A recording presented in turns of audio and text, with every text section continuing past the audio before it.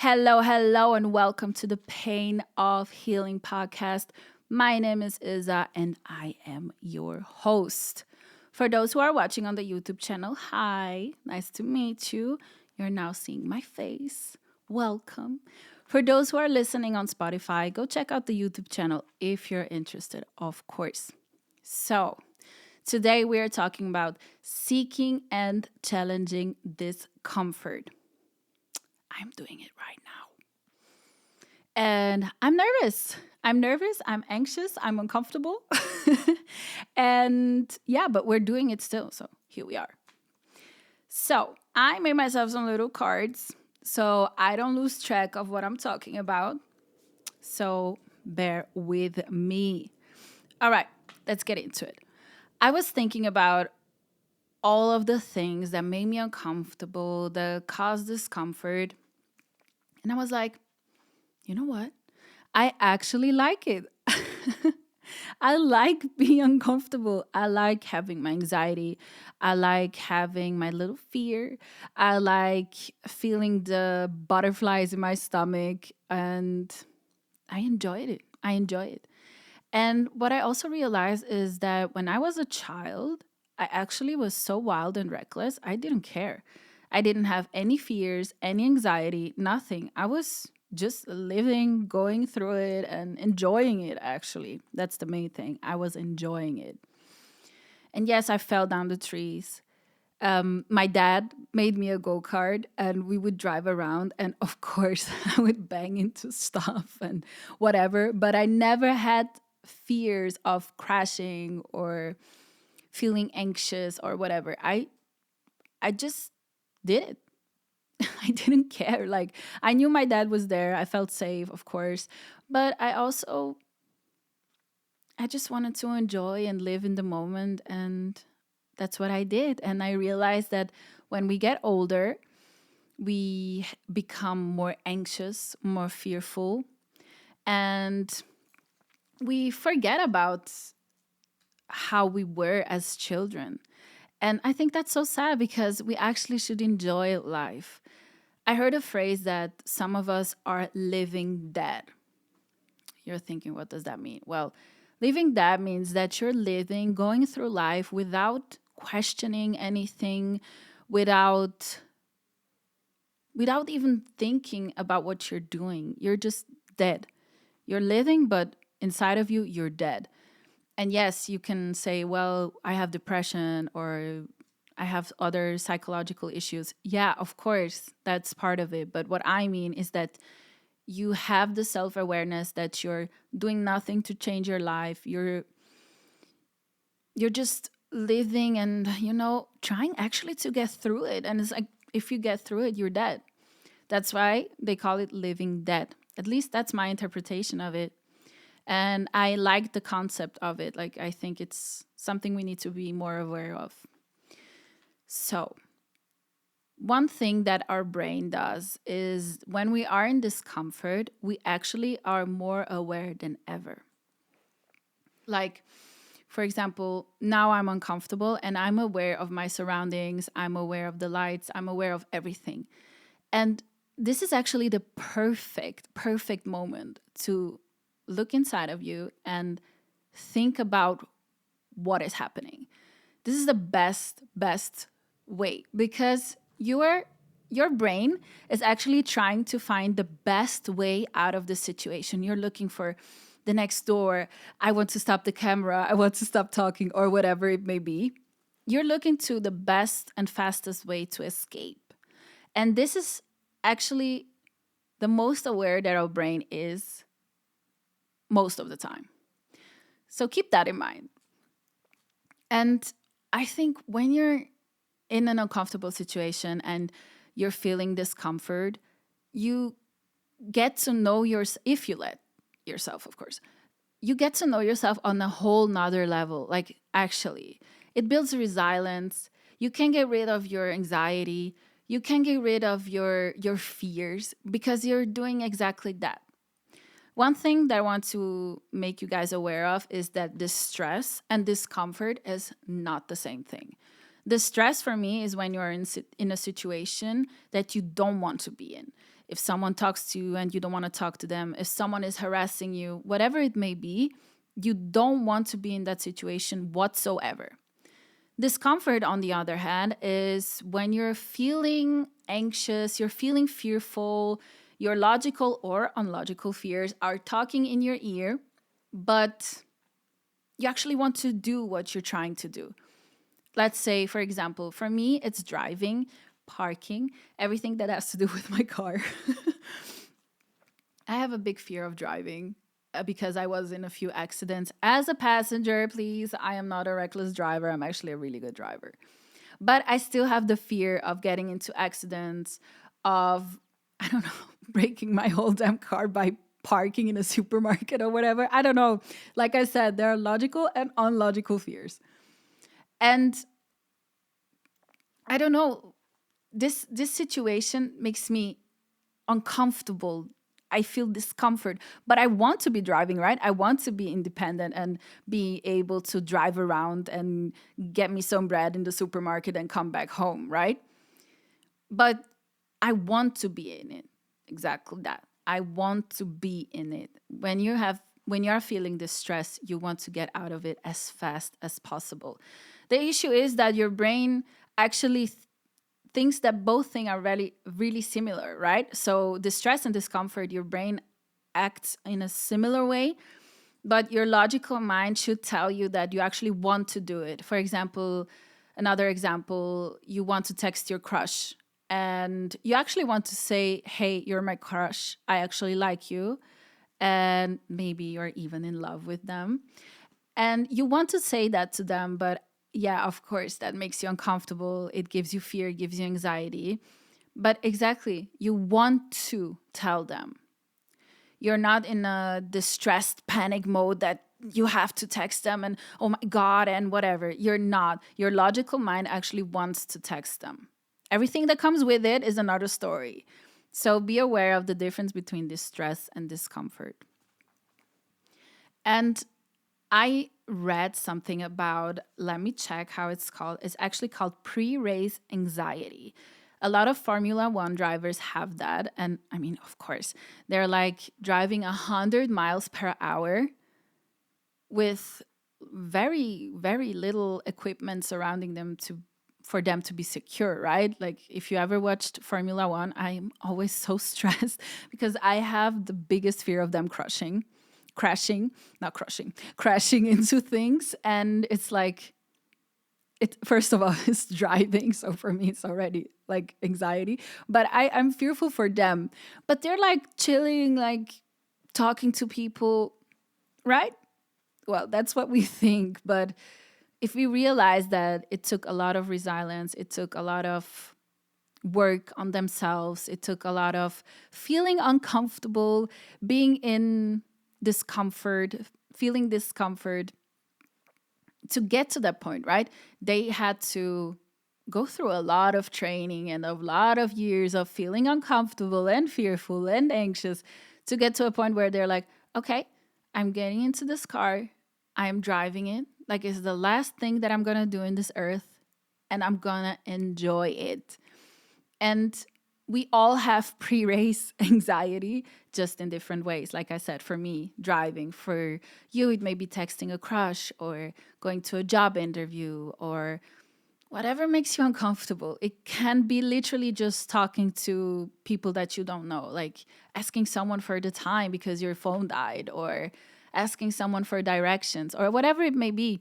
That can also give you pre-race anxiety. But it also gives you the opportunity to choose between doing it and just thinking about doing it. If you're doing it, you're gonna feel uncomfortable, you're gonna feel your anxiety, your fears and everything. But remember, that's the point where you're most aware of yourself. That's actually the moment that you can use to grow.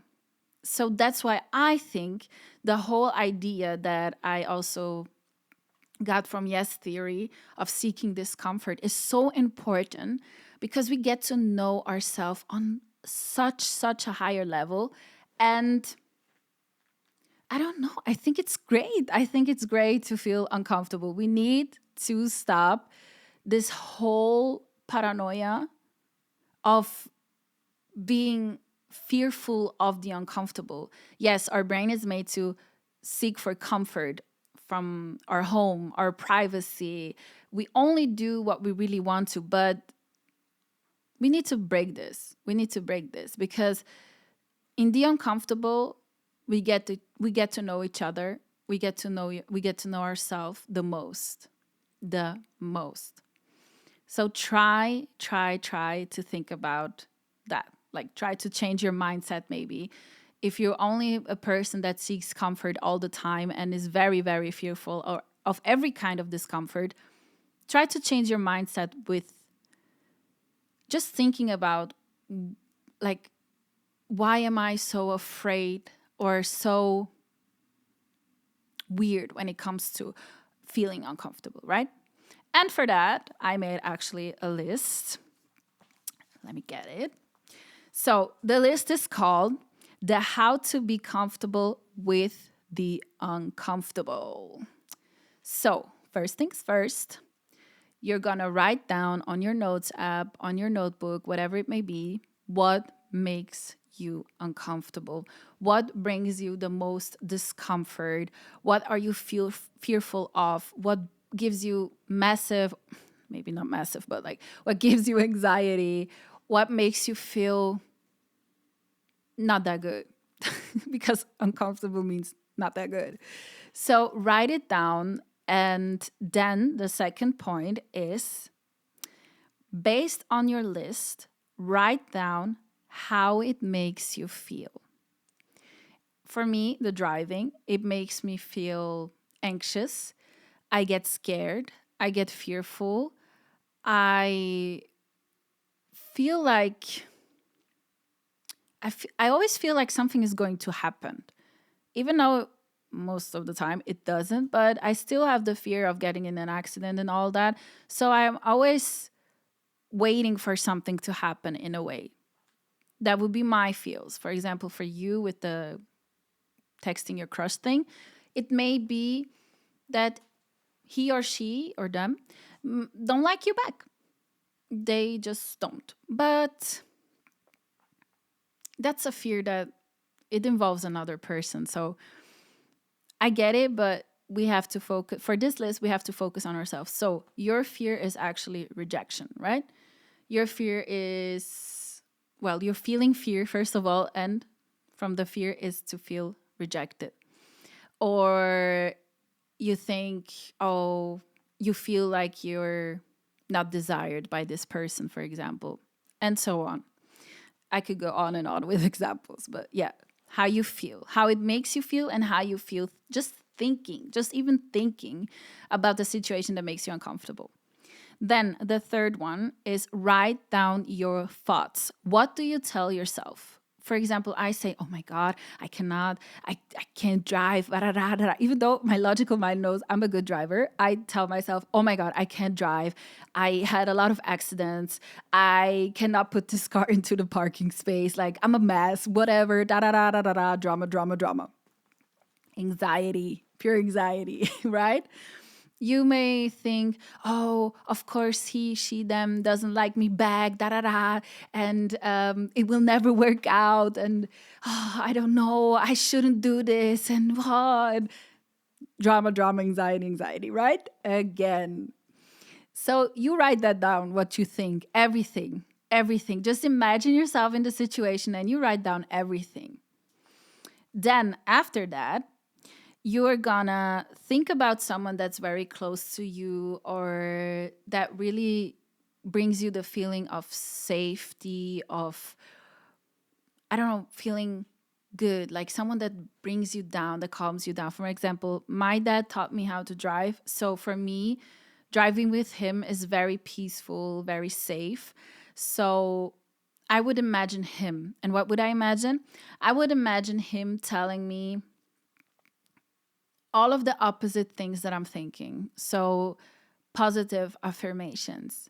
He would say, Isa, you're crazy. You can drive. You can do this. Stop acting this fearful. Don't let your anxiety get into it. You got this. I believe in you. I am here if something happens. And That's what my dad would say, right?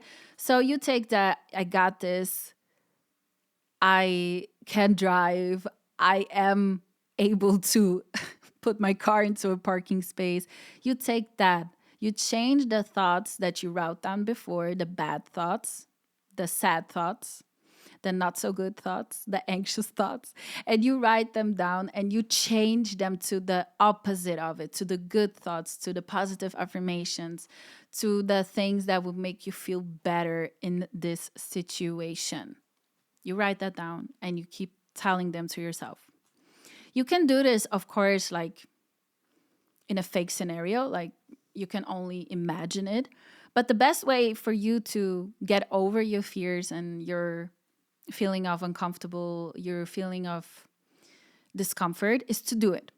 So, point five is do it. Just do it. As we said in the last podcast, just do it. And I don't mean that you have to go full out. I could, for example, go to the supermarket, grab a bread, go back.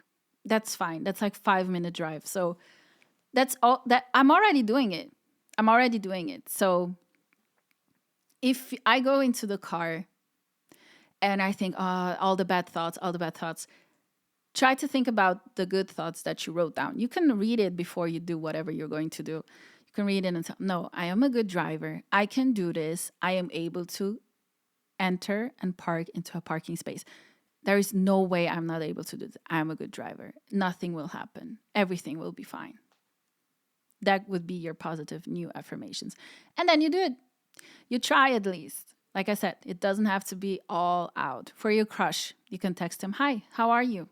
And if you feel really comfortable in your uncomfortable situation, you text him, hey, how are you? Thought about you. For example, I don't know how you work, but try. You don't know if you don't try, especially with the crush thing. You don't know if you don't try. But we're going to talk about things like that on another time. But yeah, try to do it. And you may think, oh, that's easy to say. Yeah, very easy to say. But you cannot know if you can or cannot do it without trying. So try. And if you fail, that's totally fine.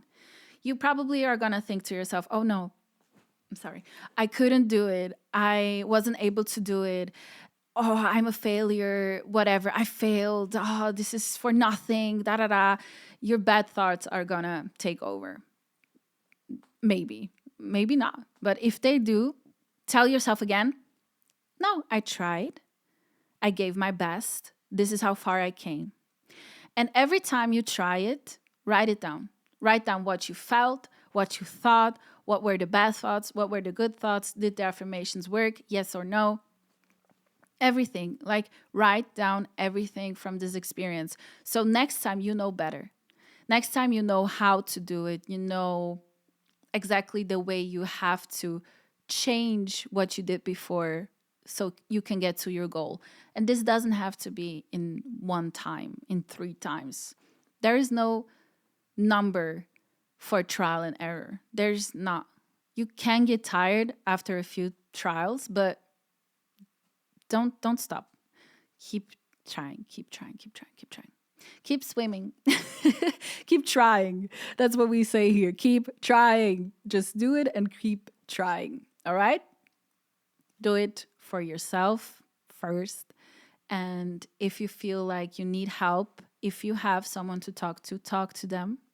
Doesn't matter who it is, someone you feel safe with, talk to them. And if you don't, I believe in that we got ourselves first. So you got yourself. And if you're listening to it and you think like, oh, okay, but I don't get it quite yet or whatever, you guys can always DM me or comment or whatever. All of my social media platforms are open. Always, always, always. Keep that in mind, okay?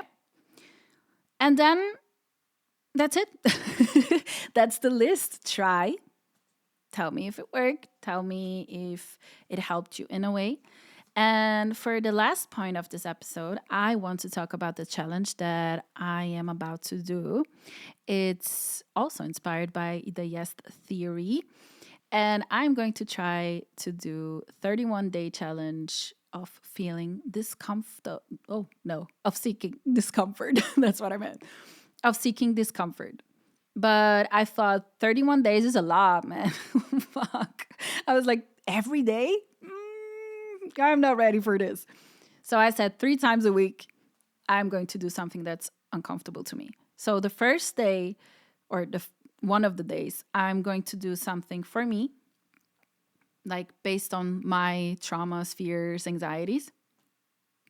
Then the second thing I'm gonna do is for my career, like something that has to do with my career, with my project, with my endeavors. And the third thing is social. It has to be something that I can get rid of my social anxiety. That's the three things on 3 different days, with some breaks in between because it's gonna be a lot. And yeah, that's it. And I'm gonna share some of them with you guys. Some of them are really private, which yeah, I don't want to share. Some of them are really personal. So yeah, for example, the driving, if I do it, no ifs. That's what me and my therapist always joke about. No ifs. We're gonna. So when I try it, I will give you guys an update. And text your crush. Do what makes you uncomfortable. Seek discomfort. Try it with me. 31 days till the new year, let's say till the 1st of January 2024, you're gonna do once a week, twice a week, every day. How many times you feel comfortable, you're gonna do something that makes you uncomfortable. Let's get together, like seek discomfort and try to be more powerful and resilient and self aware for us. Like I say in this podcast, for us. Because the only thing that's important is you. You come first, now, and always. And with that, I thank you guys so much for watching, for listening. Give me some feedback on it. I really, really appreciate comments, critiques, whatever.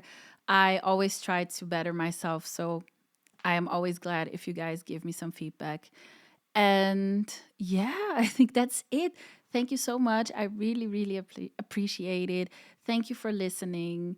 And follow me on social media if you like. And that's it. That's it. Thank you so much. I love you guys. Take care with much love and positivity. Mwah. Bye.